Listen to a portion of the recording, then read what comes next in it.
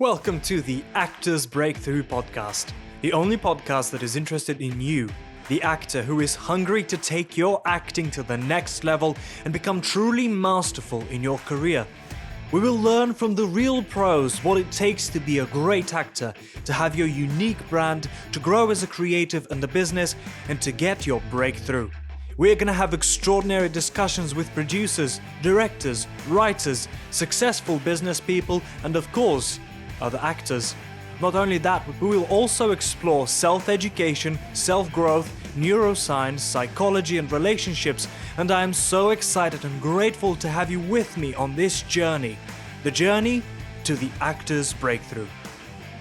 In today's episode, I will introduce you to Luke De Silva, a talented actor and a dear friend of mine who was in the major blockbuster The Death of Stalin and talks about the trials and tribulations in his own career, how important personal relationships and hard work is in getting seen as an actor, and what his plan for the future is, or rather, his new beginning, as he says. Overall, it's an amazing discussion filled with laughter and great insight. Enjoy. Have you ever delivered what you thought was your best at a self-tape but never received a callback? Has that left you confused and lost, wondering why it has happened, and now you're searching for the answer? I've been there many times, and I want to reveal to you the 5 secrets which I've discovered to work miracles for me, and they're backed by what the biggest pros in casting, agents, producers and directors are saying and looking for now. If you want to learn how to elevate your game and how to rock your self-tapes so you can get seen and remembered, you can go to my website at radostinradev.com/freebies and grab your free guide.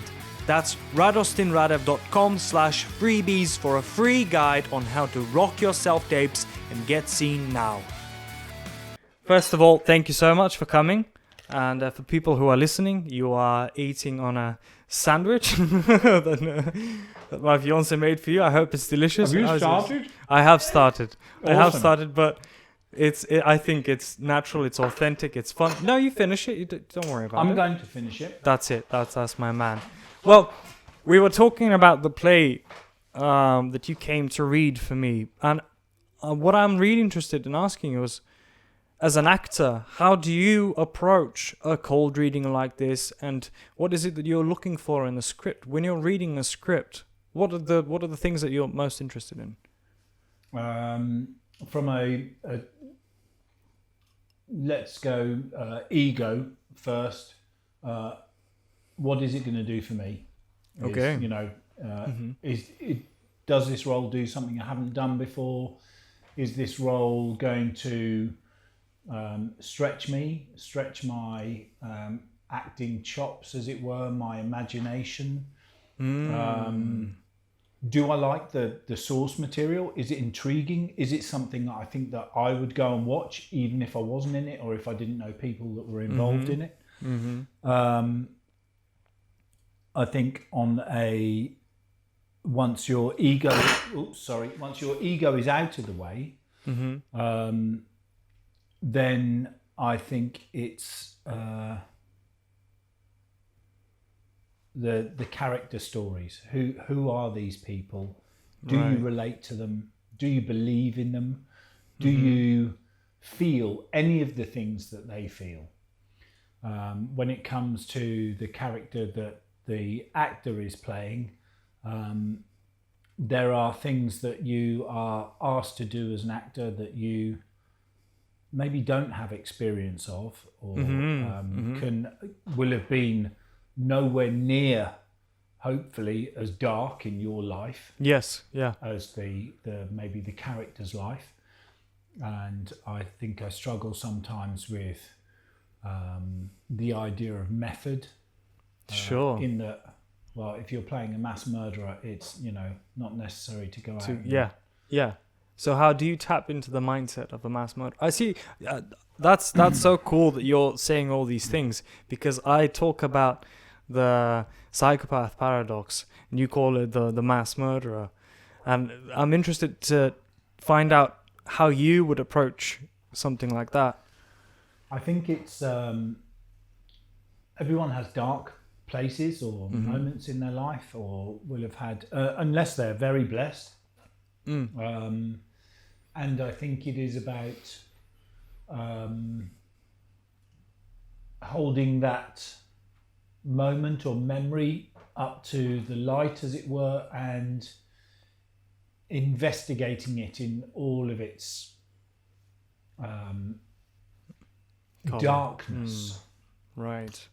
Looking at its facets of how could that situation have changed? How could that situation have elevated?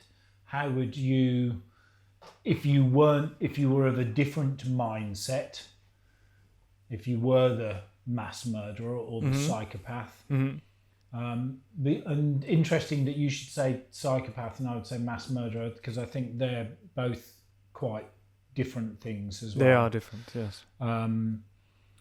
But it could be even to magnify the most innocuous or smallest of actions, swatting a fly or a mosquito. You're in somewhere warm, you get bitten by a mosquito, and you know. That's like your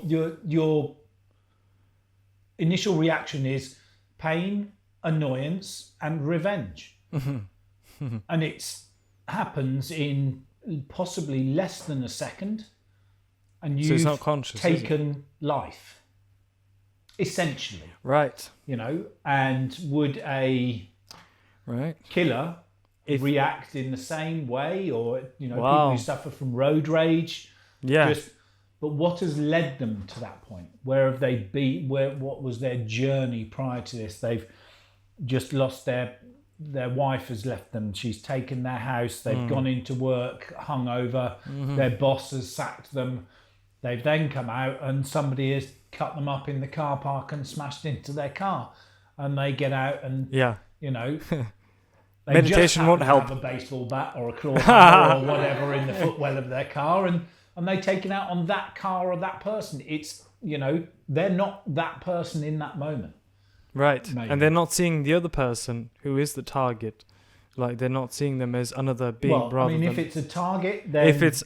Okay. If it's consciously chosen, obviously... But I think, to go back, I think there... the possibility or the capability is in all of us. It's whether your social filters or social consciousness is strong enough to stop you pursuing those actions, or you're criminally adept enough that you pursue them and get away with it. Oh, that would be the ultimate character preparation there. So if the memory is not that strong though, you have that memory within you of darkness, but if it's not strong enough, then how would you approach it? Do you solely rely on the memory? No, I think other performers would pursue other things. I think I have enough ammunition in my arsenal, particularly over certainly the last 12 months of lockdown during coronavirus, global pandemic, of being left alone with your own thoughts for too long, or struggling with being separated from my daughter, or struggling with no longer being with my partner, struggling with the loss of my father and not being able to visit my mother. There are a myriad of cause and effect emotions out there for me that I now, as I approach 50, feel finally fully equipped to call myself an actor. It's something I spent my entire time at college and possibly the entire subsequent 20 years of my life struggling to say to people. What do you do, Luke? The first word out of my mouth is not actor. It was, I work in, but I want to be.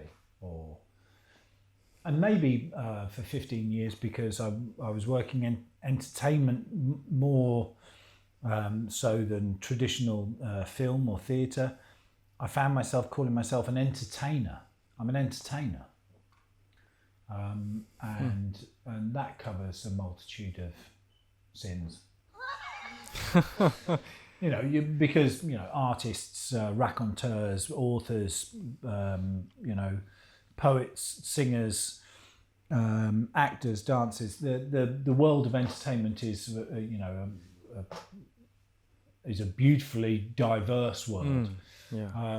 And I felt privileged to be part of it, but I didn't feel what I was doing was acting.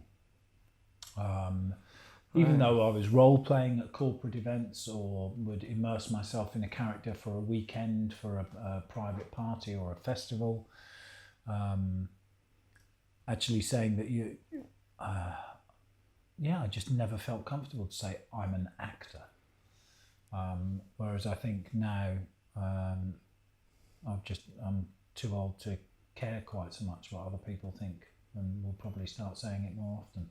Oh, and I think you should. Now, even after the brilliant feature films that you've been part of, and some big films in the one that you showed me just now, just before we started this conversation, do you want to talk about that? And like you're obviously experienced as an actor, and how do you identify yourself now? Well, you said that you will be saying it more often, but are you still an entertainer, or is the scale moving more towards an actor and a successful actor? I think that I think that was always the dream, certainly always the goal, to be a successful actor. And then you would say, well, what is success? And that's very much a kind of a personal translation, I think, for people.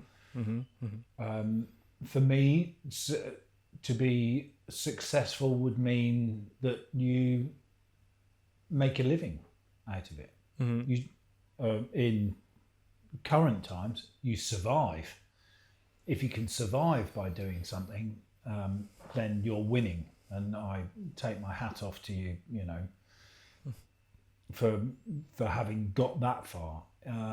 Success for some people might be billboards, names in lights, awards. But to be a jobbing actor, to be a working dancer, to be a gigging singer, if that is your mainstream of income, that's success. That's success, I think.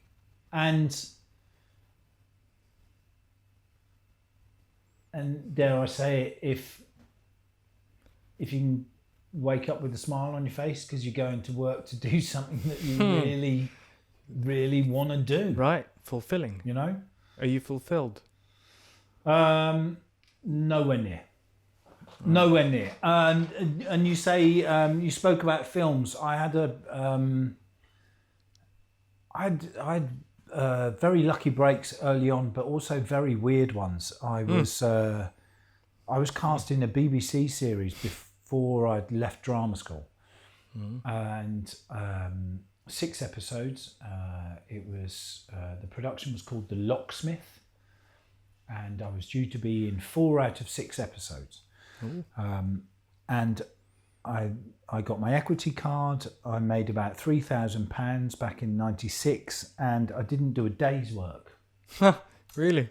I didn't meet the director. I didn't meet any of the supporting cast. I didn't do, and my peers were jealous of the money and the equity card, and I remember being quite put out and saying I would have rather had the work. I would have rather had the evidence and the show reel and the experience and the encounters with the other actors, because that's what's going to lead to the next job.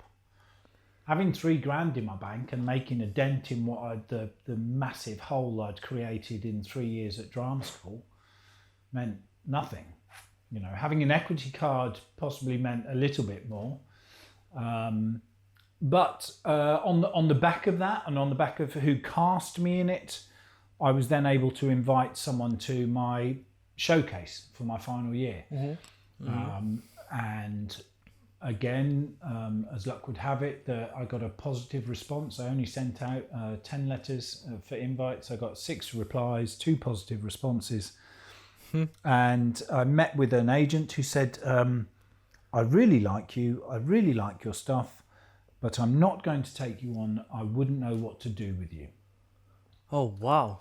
That's like... And I was kind of like, I was a little bit disheartened, but, you know, I was quite young and, you know, resilient. And I went back and finished my year at college, and I got cast in a theatre show in the MAC in Birmingham, the Midland Arts Centre. And I invited the same agent. Mm-hmm. And she came to see me and she said, come and see me when you're next in London. So as soon as the run finished, I went straight down to London. Oh. And she said, okay, let's, you know, see what we can do. Amazing. I then got a part in a film and a part in a TV series with my brother. And I thought that that's it. And Hollywood, here I come.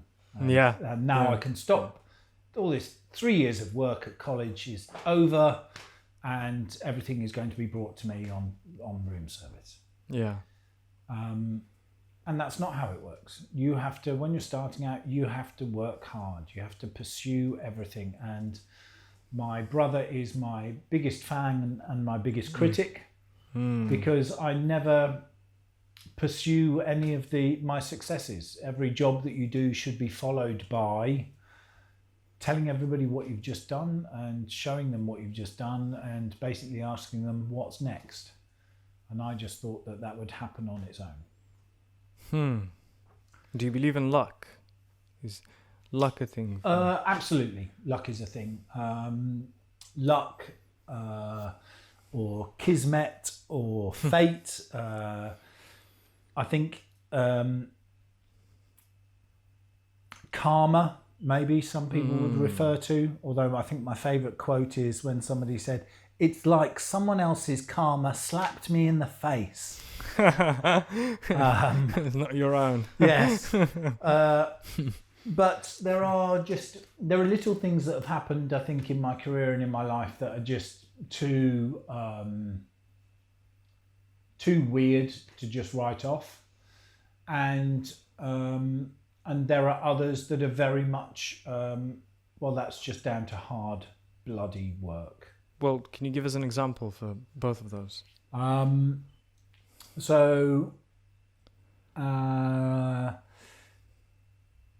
My brother was offered an audition, but they wanted twins. And so he said to his agent, I have a younger brother. We could play twins. Can you book us in for the audition? So we turned up at an audition in near Notting Hill. I was driven there in a friend's car, and we were listening to the Hotel California by the Eagles. Classic. And my brother and I met, and we did the audition, and there was a pair of twins in before us, and there was a pair of twins in after us. My brother and I don't look particularly alike. But the same listening height to the other two auditions, we certainly could act as opposed to just be being twins. And we got the job. We went to Paris for 10 days and we filmed an episode of Highlander, an American TV series. We met an American actress who was the lead female in the episode for that season. And she said, I've worked with twins before. They can look like each other, right? Yes, that was their skill set. What do you do? They can look like each other. See that? Wow. You know, and I arrived in Paris and I stayed in the Hotel California on the Rue de Berry. Oh wow! So what do you make of that? That's kismet. That's fate. That's right. You know. So that was one of those, wow, that's crazy moments. However, I remember, phoning my mother from the hotel and saying, my room's £225 a night. I was impressed by how expensive my hotel room was. Yeah. Not, hey, I'm filming a TV series in France, Yeah, but it's easy. Then I understand entirely. Like we filmed a short film when I was at school, drama school, and we got impressed that we had all our travel and accommodation, everything covered, and that was the highlight of the whole thing. It wasn't like, oh, hang on, we haven't even graduated yet, and we're working, we're getting paid for this. But it was like, oh, if we got everything covered, which means, definitely, we made it. I was living in a hostel in Hackney at the time, and I had to walk to Waterloo Station that morning to get the train to Paris to shoot. And I arrived at Waterloo, dishevelled and sweaty, having dragged the suitcase, because suitcases didn't have wheels in 1996. And I turned up at the Eurostar terminal at Waterloo, and they gave me a first-class ticket and sat me in first class. And then said, "Orange juice or champagne, sir?" And I said, "Is that a real question?" As the other suited businessmen looked at me and thought, "They'll kick him out soon enough." They'll kick him out. And we arrived in Paris, and there was somebody there to meet me. We're holding up a card that said De Silva, Highlander. And I was like, "Yes, that's me. Take me to my hotel room, give me my sides, give me my per diems." Yeah. So that's the kind of kismet thing with the Hotel California and luck. Yeah, You know, that is luck. Yeah. We don't look alike, but maybe the director saw something he liked in what my brother and I did, and my brother's agent said, "Oh, you'd be perfect for this part, but you don't have a twin."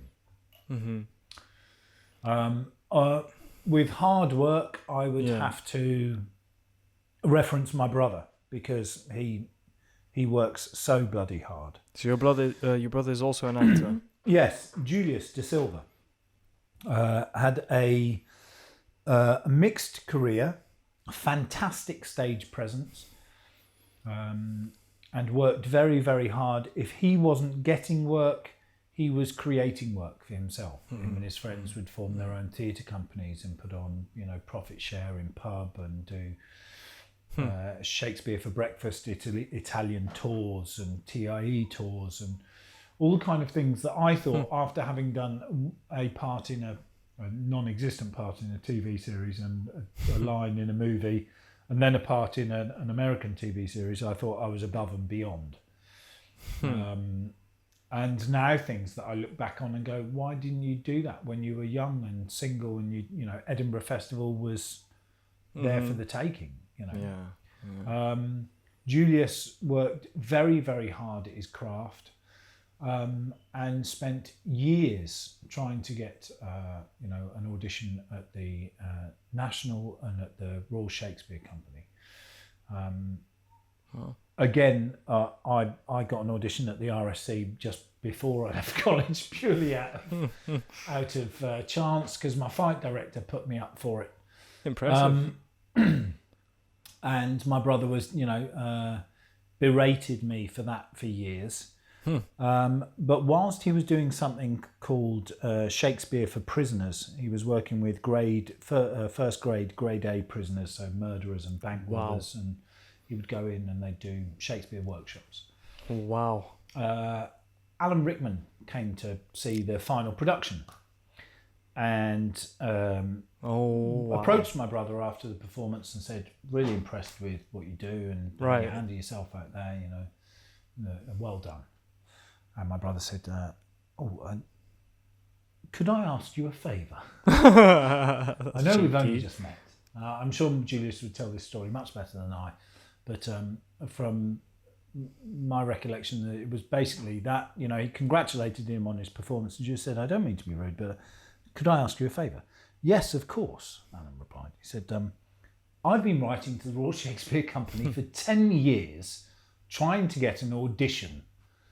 Do you think you could make an introduction?"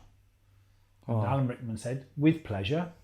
And the next time my brother wrote to the RSC, never having heard in his 10 years or longer of writing, he was invited to audition and then spent 7 years working at Stratford-upon-Avon for the RSC. Bloody hell. And that's hard work. That's his hard work paying off. However, without meeting Alan Rickman and having the luck of there's also somebody saying, "Hey, if you get a chance to audition this guy, he's the fucking dog's bollocks. You should see him." And Exactly, Julius yeah. then spent 3 years doing Spanish season with the RSC, and then was there for the complete works of Shakespeare and did the histories.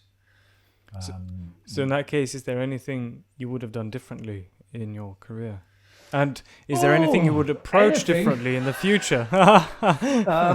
Yes, Top three. multiple things. So Top three. Top three is, let's go revisit my audition for the Royal Shakespeare Company. I was offered an audition for Cyrano and Wow. the part of Valvert, the duel right at the start of Cyrano de Bergerac. And Big challenge. I told my Shakespeare coach at college, I've got an audition for you. He said, I've got a speech for you.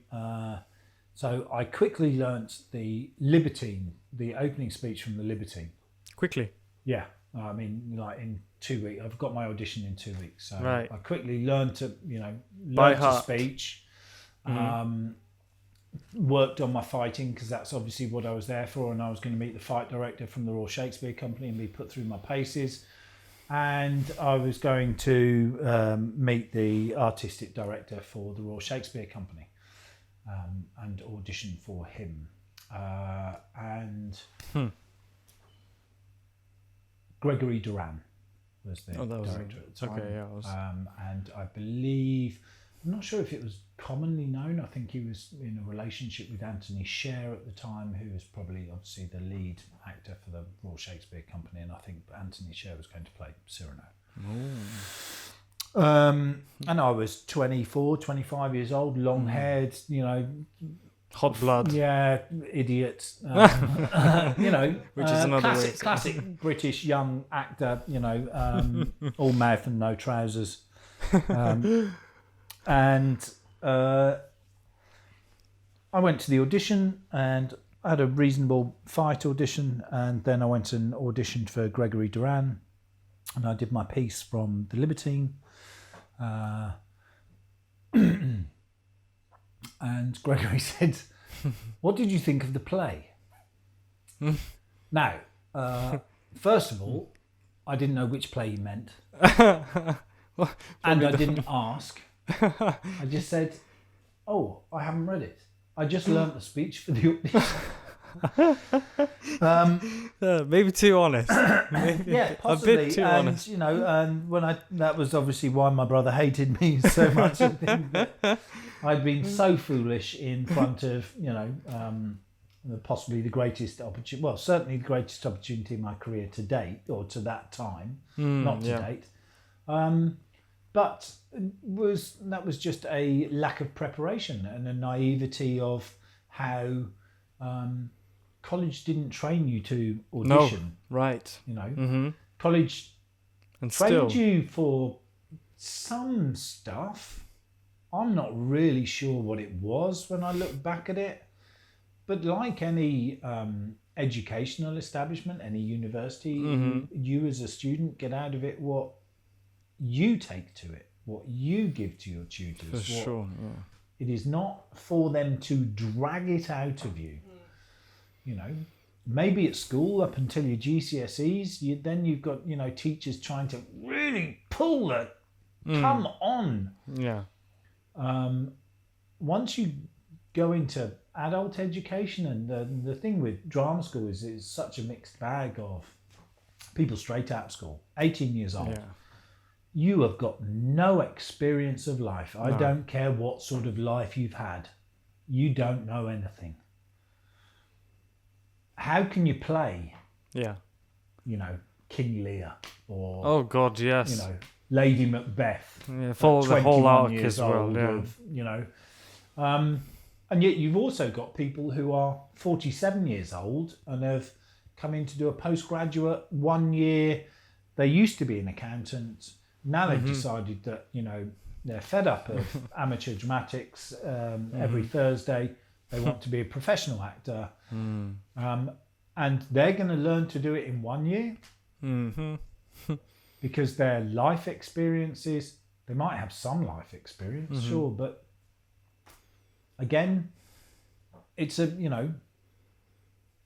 Well, there's so much more to that, though, in acting, as it with every other art and profession. There's technicalities, and there's certain way that you need to prepare and everything. But so number two, this was number one. That was number right. So RSC is number one. What are we doing? Biggest mistakes?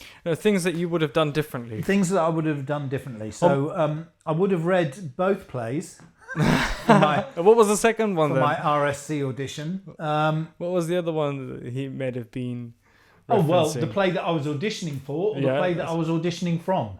I didn't bother to ask. Right. What did you think of the play? Right, yeah. Which play? Didn't ask. Oh, I didn't read it. we can say that you didn't get the job. No. Funnily enough, I didn't get the surprisingly. job. My second regret would be not to have listened to my brother. And regardless of how small you think the job, or how small you think the success of the job that you have just done is, it is of huge relevance to other people in your sphere. Right. You have just been in a cinematic release. You have just been in a #1 tour.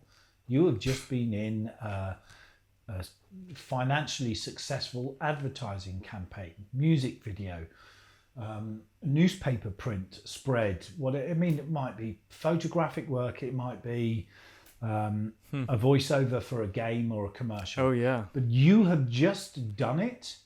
You are basically saying to people, I am a commercial property. I can make you money. Exactly. So there's a large part of promotion, self-promotion. Which I am not very good at. Well, what can you do to improve at it? Absolutely everything. Where do you start? Where do I start? I'm a massive procrastinator, and I've always put things off. And I think coronavirus, whether it's real or not, it is real. Well, it is real, yeah. Can't get any more real than this. Jeepers.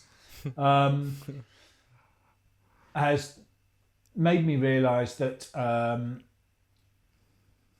although we only get one life, we don't only get one chance.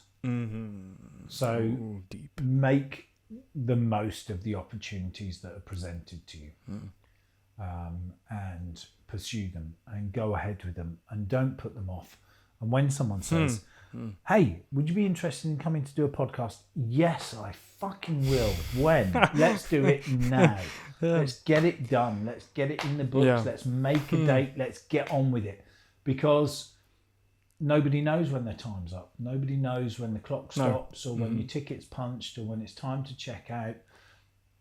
Grab opportunities, make the most of them, and hopefully leave a little laughter in the room after you've gone. So this is so inspiring, and it sounds so much like an advice that you would give to your younger self, just coming out of a drama school. I am still 25. I am just coming out of drama school. Yeah, that was like, and it all starts now. There you have it. Yeah. Have you ever delivered what you thought was your best at a self-tape but never received a callback? Has that left you confused and lost, wondering why it has happened, and now you're searching for the answer? I've been there many times, and I want to reveal to you the 5 secrets which I've discovered to work miracles for me, and they're backed by what the biggest pros in casting, agents, producers and directors are saying and looking for now. If you want to learn how to elevate your game and how to rock your self-tapes so you can get seen and remembered, you can go to my website at radostinradev.com/freebies and grab your free guide. That's radostinradev.com/freebies for a free guide on how to rock your self-tapes and get seen now. There's a huge belief in, people talk about meditation. And another word that has a little mysticism or confusion around it is yoga. Yoga is just a word. What it means to individuals is a very, very different thing. And I tie that in with meditation because they're two things I think that go together. Some people perform yoga in a meditative state. Meditation, I think, is really just a state of mind. And some people will say, I like to meditate when I get up, or I like to meditate before I go to bed. And what they mean is turn everything off and just collect their thoughts, or file everything away for the day. Or for some people, it's about starting the day. And I have a friend who doesn't say he refers to it as I say my prayers, but he's not saying an Our Father or a Hail Mary or praying to God. He is collating all the things that he has that are good in his life and that he should be grateful for and enjoy and make the most of.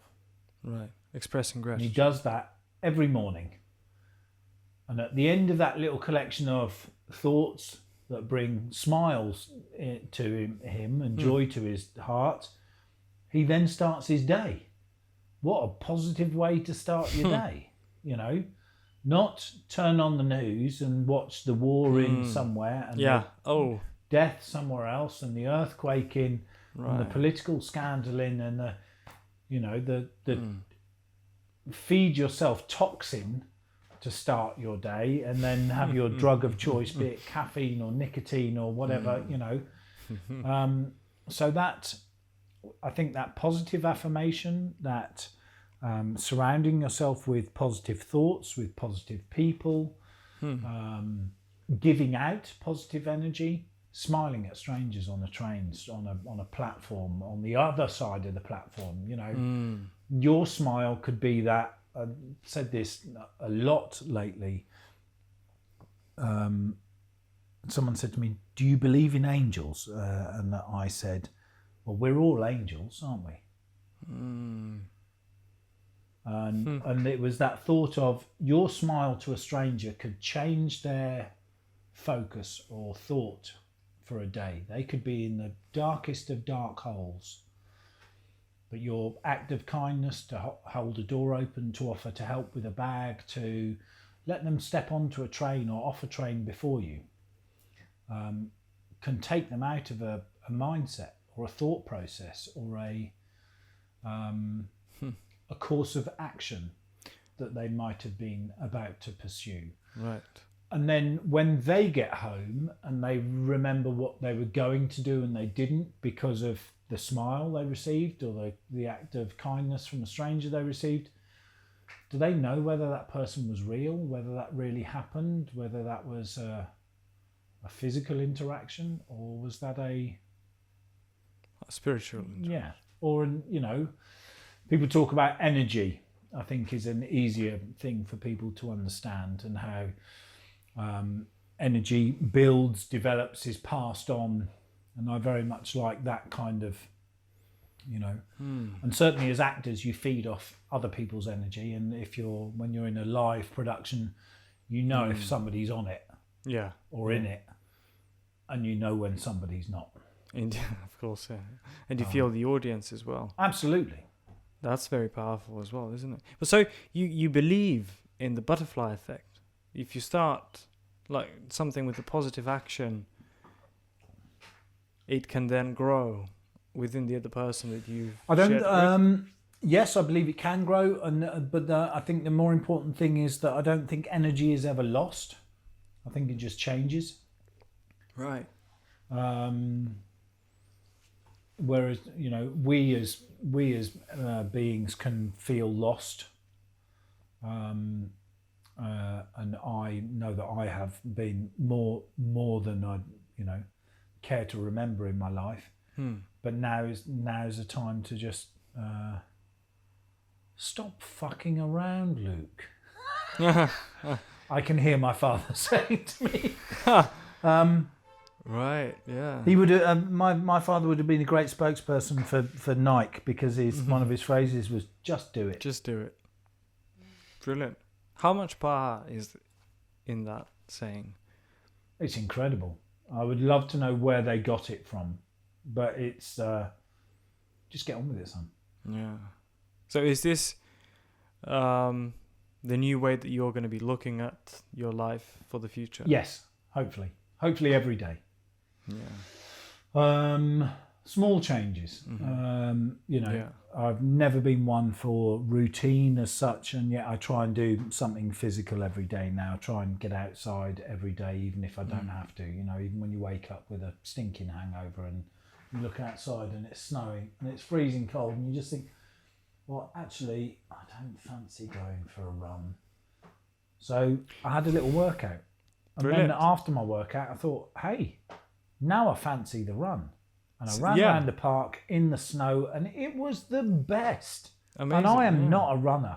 49 years old is not the time to start running in your life. But a run around my little park in the snow at 8 o'clock the other morning was fantastic. It's great, isn't it? Yeah. Yeah. I did have a beer at 10 o'clock, but I'd earned it by then. I think no, but you said that 49 is not the time to start running. But if you feel like running, I think you should go ahead and run. I think the running for me was that, well, it's bar a decent pair of trainers, it's free.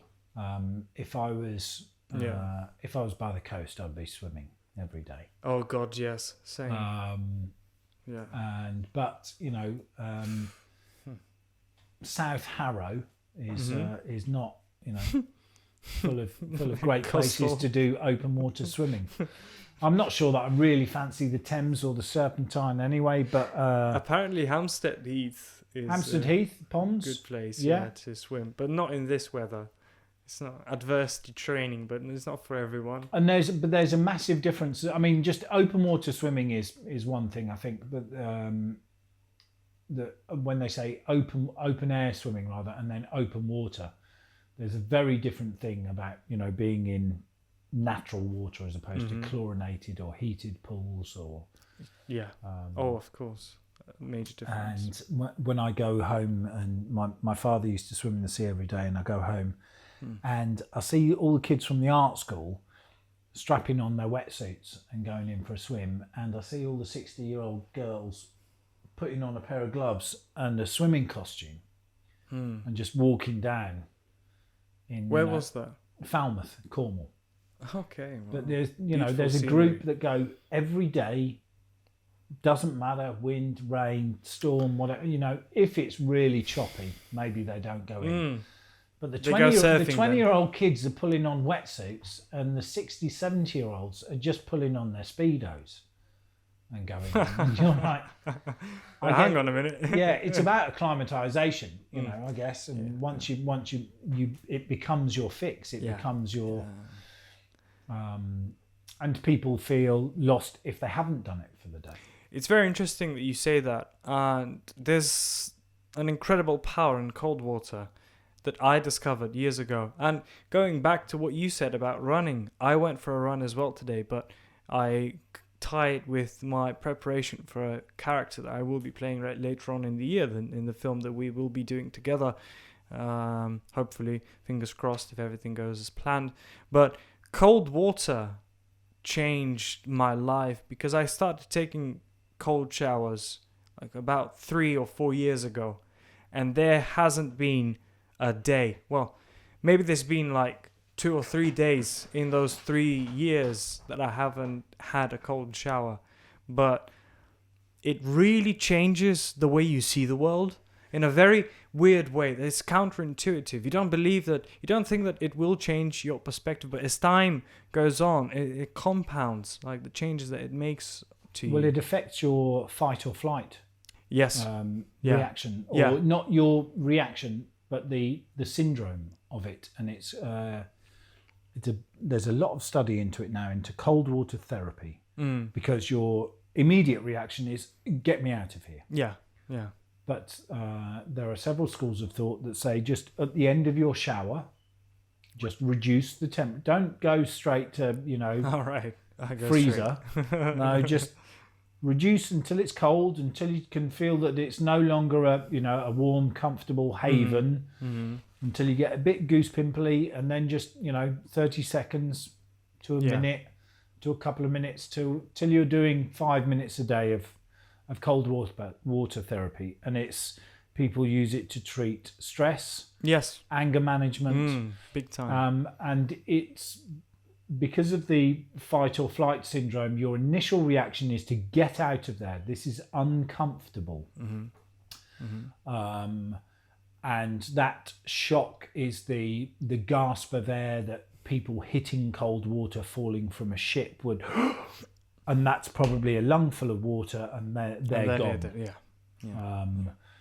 And when you go into the sea to swim, you walk in slowly, and I thought it was your family jewels, as it were, that was the real shock. It's not. It's your fat reserves. It's where your body warmth is stored.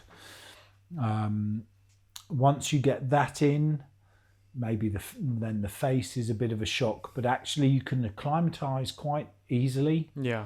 And as long as you can float and keep your face out of the water, it's an incredible sensation. You feel alive. Yeah, very much. Wim Hof talks a lot about cold therapy, but cold water therapy. I think there was a chef did something recently, and the doctor recommended that he do cold shower therapy and he starts off with taking a cold shower, and then he goes to open water swimming. But that's a very different thing. Being able to slowly turn your shower from warm to lukewarm to jumping. That's tepid. To 3 degrees. Yeah, to water. Actually jumping in and I think that's possibly why I would prefer a pool in London. I mean, coastally at the beach, where the shoreline is, and you know how deep you're going to get and how easily you can get in and out of water. Right. But in a pool, in a pond, okay. And also there's maybe that's something that I need to work on, the fight and flight syndrome. But the dark depths of a pond, and the idea of something being down there that you can't see. I love swimming in the sea, and I've been lucky enough to swim in some beautiful places in the Indian Ocean. And I remember thinking, I can swim to that island over there. And I was quite happy until about halfway when it got so dark that I couldn't actually see the bottom anymore. And I thought, if I can't see the bottom, I can't see what's possibly down there and possibly looking up at me going, mermaids, lunch. Was there any jellyfish? That's where the psychological effect of watching Jaws as a kid coming, that opening mouth in the expanse. Because when you're on the shoreline, you see a turtle, or you see, I've swum with sharks, and you kind of go, wow, that's a shark. That is so cool. But when you're swimming in an expanse of water and you think, I can't see anything, where are they? That's a slightly different psychological effect. It's funny that now you're talking about real, tangible things like a shark, but then the mind is also capable of producing things like this. In your case as well, there wasn't a shark near you, but your mind was creating it.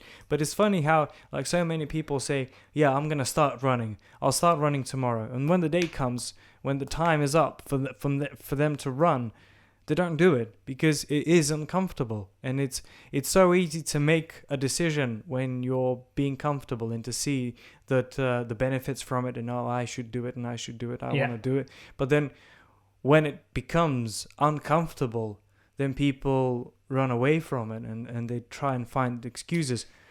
And that's why I use cold showers as well, because I don't give myself that time to really negotiate with myself. I just press the button while it's still cold. I'm in it before it turns hot, and whatever time it takes. Sometimes I do it more than once in a shower, but it's that negotiation that I want to just rip off and not have with myself. I think we're massively spoilt, or have been, for luxuries of things that we have around us. And people talk about, health or fitness. We've discussed running and swimming. Diet is now a huge thing that people are, I eat too much meat, I eat too much fat, I eat too much flour, I eat too much too many carbohydrates, too many. Why do you eat too much of that? What are your symptoms? What are the symptoms really of? Well, that's your lifestyle, not your food. That's your lack of exercise, not your food intake. That's your, because what you're eating might be perfectly good for you, but if you're not doing enough exercise to burn it off or to utilize that mixture of nutrients, of proteins, of carbohydrates, of fats, I completely feel I got distracted by the beautiful array of food that's on the table next to me, talking about food. But people talk about becoming vegetarian, or I'm going to be vegan. Why? Because I like animals, or because it's good for the planet, or because I don't like the taste of meat. That's the best one, but that's the one I don't hear ever. I don't like the taste. Why don't you eat that? I don't like it. That's kids. Fair enough. Eat your peas. I don't like peas. Fine. But then it's good for you. Peas. I mean, put it in something else. They'll never know. They'll never know. Turn it into a soup. They'll love it. That's true. Yeah. Soup tastes delicious as well. I think with children, it's about texture, and then it becomes about society. My daughter was never a fussy eater until she went to school. Right. I'm not blaming other kids, but once you see other kids going, I don't like that. I don't want that. You want to be accepted. I like this program. I like this toy. That becomes about social influence. Yeah. And interaction. What I was driving towards was how we've been spoilt and pampered in society with heating, with electricity, with our now disposable clothing, phones. Something breaks, we get new ones. We don't repair anything anymore. We don't even rarely repair relationships, because you can just swipe left and get and escape any time. Order it on Amazon. It'll be here tomorrow. It's true. It's so true. But there was an article with a vegan chef, and she was saying, I did struggle when I came to the UK to eat well, cheaply, because getting good quality produce to do multi-nutritional vegan meals was quite difficult. She said, which is weird, because when I grew up, she grew up in South Korea in a poor family, we probably only ate meat once a week. And I'm thinking, this person's my age. Now, surely it wasn't that long ago in this country that, well, maybe the tradition of Sunday roast was really because that was the big meat meal of the week. Why is a Sunday roast such a British thing? Because that was you save up, get everybody together, and we're all going to be around the table and we're all going to have this, because it's an occasion. It wasn't so many years ago that, it was, well, cabbage and potatoes. It's cabbage soup. It's that's the mashed potatoes. Yeah. or if you go to, I remember my first film set, pie and mash. Have you got a veggie option? Mash. How times have changed. Yeah. And just, I think the running thing is, get up. Do it. If you don't beat yourself up about it, if you stop running after 5 minutes, just walk a bit further. Fantastic. Just get out and do something, and then next time do a little bit, because the next time it will be easier. Yeah. And when whoever's listening to this, I'm really talking to myself, because it's what I'm trying to do every day. That's brilliant. Yeah, that's brilliant. It's so important that people realize that. What can you do better? What could you change in the way you see the world, in the way you, everyone, that's so important, to be self-aware. Which I don't think any actor is when they leave college. No. If we're talking again to actors or about acting, what did you learn at college? A couple of people I know probably learned how to cook. Not that was the best skill they left college with, but some of them didn't. So there was a kid in my year whose parents used to pick him up every Friday night and drop him off every Sunday night with his fresh laundry and his food for the week in Tupperware boxes, as in meals Monday, for the week. Tuesday, Yes. Wednesday. Brilliant. Yes. Brilliant. They would pick him up on a Friday, take him home, do his laundry, and bring him back with the next week's food. And I'm Wow, and this person is ready for the real life. And that's the thing. That's the thing. what that real life entails, I do not know, but It's a different real life. yeah. And I had great time at drama school. I loved it. I made incredible friends there. But I always knew in my heart that this is not what the real life is. You're there in a completely sterile environment, that you get parts not because you're chosen for that part, not because you deserved it in any way, but because you pay £9,000 a year, and that the price may go up as well now that Brexit has occurred. But you see my point is you're in that. It's not the real world. It's not the real world. And no matter how well equipped you think you are, or how well they sell to you that you will be well equipped for real life, you go out there and it's completely different, and you have to take up a part-time job if you don't want to live with your parents. Part-time or full-time job, anything. That's the real kicker, I think, for any artist leaving college. They've sold themselves into slavery through the debts that they built up to pay the fees and to survive for 3 years. And then they inevitably have to get a full-time job to be able to pay the rent and have some sort of life, during which intercourse you have no freedom to pursue your career, your chosen career. And then the frustration builds in. Well, why don't you go for that audition? Why can't you audition for this? Why can't you? Because I've got a hand in notice at work. And when you're starting out, auditions come with less than 24 hours notice. And now the self-taping is the modus operandi. It's produce a self-tape within 24 hours. Can you get this in by midday tomorrow? You're told at 2:00, and I'm like, well, I'm working from 4 this afternoon until 3 in the morning, and then I guess I'll try and study it and learn it and knock it out and prepare whilst my flatmates are asleep, in the living room, or I don't know how colleges are preparing students any differently, and I'm sure different colleges prepare students, very, very differently for the path that lies ahead. I was always confused as to why people who had 2 left feet were being made to study tap, ballet, and jazz once a week.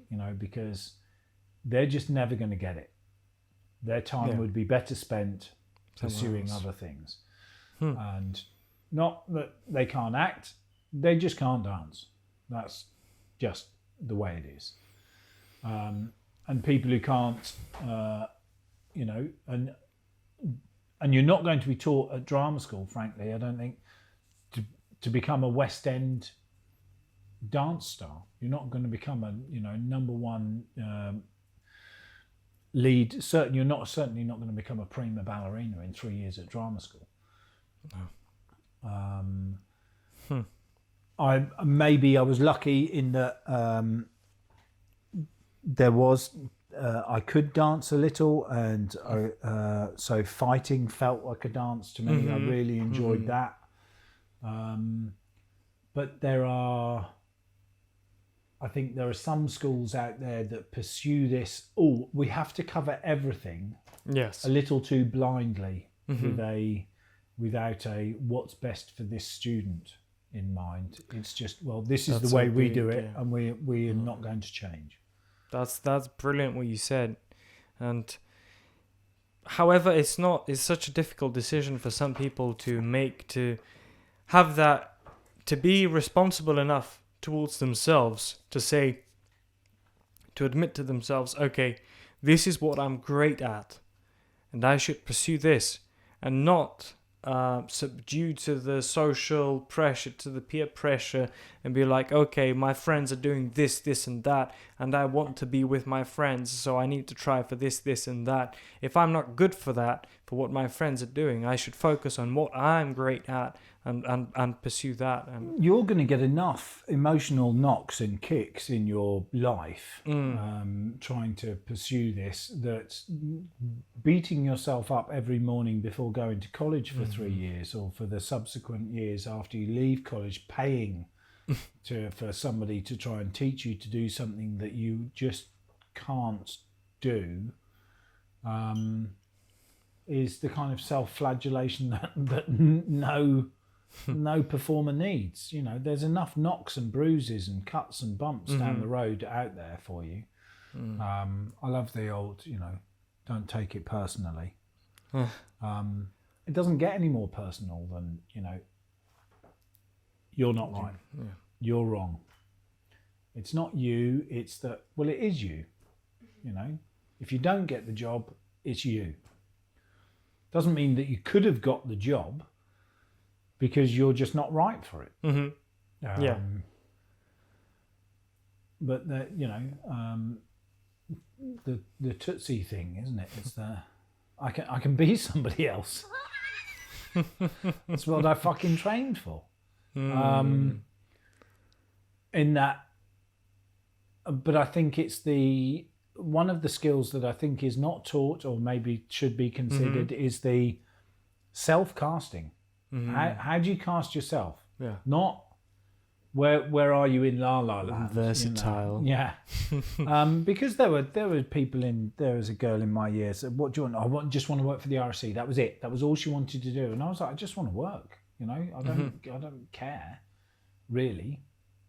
If I can have money going into my bank regularly, even not that regularly, just sporadically, throughout a 12-month period. If it all comes from performing, I'm happy. It has to be the RSC or the National, or nothing else will do. I think that's a bit trite, because not everyone can afford to go and see the RSC and the National, and the arts shouldn't just be beholden to people with privilege or money. And for some people, television is. Well, it is theatre, isn't it? It's a theatre. It's a theatre in everybody's home, and they get to choose what plays on tonight. Yeah. Next. It's a very different art form and a very different world. But I think learning to maybe the idea of being typecast is not particularly pleasant, but maybe it's a skill that we should have considered more earlier in our careers, of actually, what should I be putting myself up for? What am I a shoe-in for all the time? Because I want to be the lead. I want to be the lead. I want to be the lead. Yeah, but this lead is blonde or German, or 6'4", a dwarf, or a or a dwarf, transsexual, or whatever, something that makes you ultimately not right for it. Then just because it's the lead doesn't mean that that's what you should be going up for. Yes. What can you be typecast as? What are you going to get work doing? So, if there was something that makes people stand out, then in your opinion, actors, that is, what is that in your opinion? If there's the one thing that would make someone stand out, that's tough, because as I alluded to earlier, I got on quite well with weapons in my hand, and my fight director, I had a very good fight director at college, Derek Ware. He was fantastic, and there was just something about his classes and his joy of steel. I mean, he was a master at arms, and he really, lived up to that title. And I said to him, I want to do my fight director's certificate. After I'd done my advanced stage combat, I said, I want to do my fight directors. He said, don't do your fight directors. I said, but it will be an extra string to my bow. I can present myself to companies. I'm a fight director.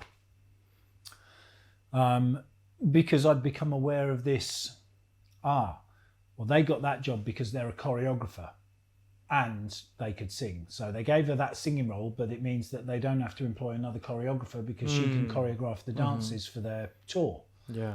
And fight director is about insurance. If you've got a fight director in the company, you're insured.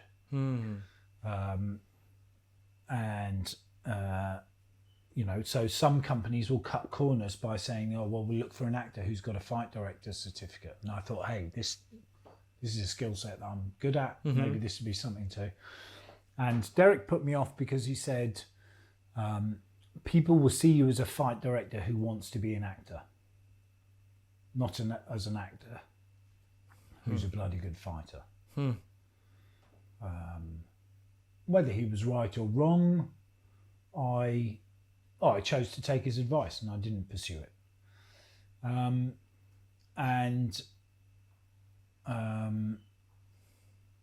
But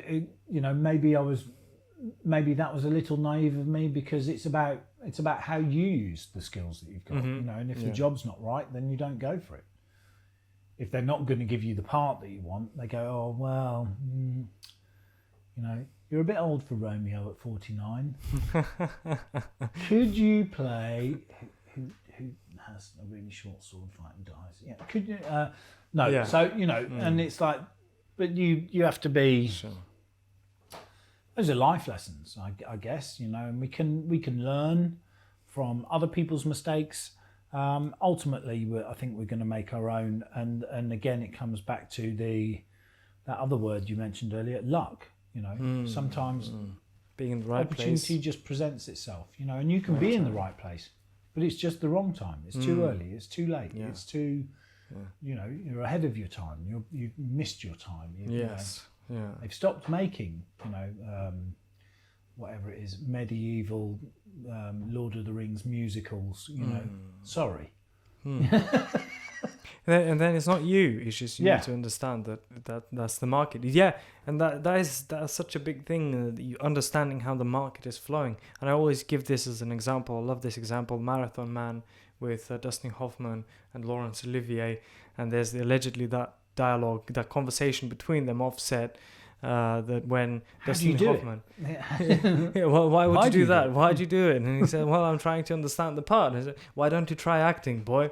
Yeah. And that is the clash of the two generations. And one is Laurence Olivier, the older generation, that the industry was now moving towards Dustin Hoffman and towards not so much what is known as method acting, but more like hyper-realism is what I like to call it. Is that people like to see actors who are absolutely either immersed in the part or are the part. They get cast because they are 100% matching the description. But I think that's... Are we seeing greater damage? Do you think? There's more high-profile story. I mean, the thirst and hunger for high-profile stories, I find a little abhorrent. The world of celebrity has changed in the last 10, 20 years, definitely, with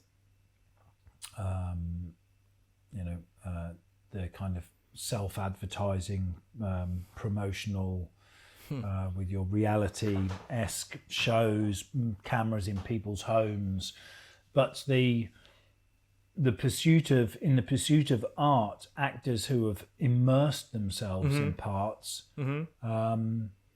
There's a long, tawdry list of lost talent. Yeah, there. Unfortunately, people who are no longer with us, or people who are very damaged, or people who have damaged other people's lives in the process, through their own pursuit of self. Yes, Or they might have said pursuit of perfection or pursuit of art, or Yeah, it is a dangerous new world. Yeah, so when you cast yourself as a serial killer, easy on the research.